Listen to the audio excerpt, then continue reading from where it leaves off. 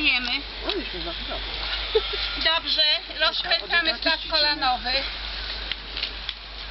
W jedną stronę, w drugą stronę.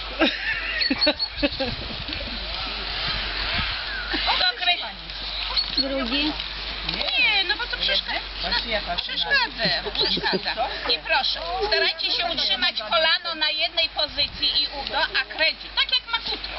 Jak ten wałkiem do ciasta. I w drugą stronę. I drugą stronę. Chwytamy dwa kijki i robimy skręty. To jedna niech się wysunie do przodu, jedna do tyłu. Ja nie będę już zdejmować. Nie kręcisz. Bo nie chce mi się zdejmować. Uwaga, paparazzi. Ja przejdę. Paparazzi, tak? Krycie, bo paparazzi. Tak, tak. Tak. Stopy równolegle, robimy skłony na jedną, na drugą. O właśnie, boli.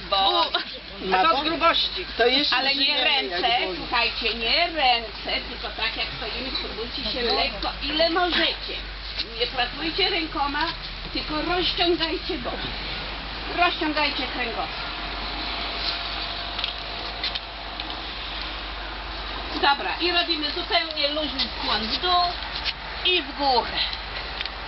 I w dół, i w górę.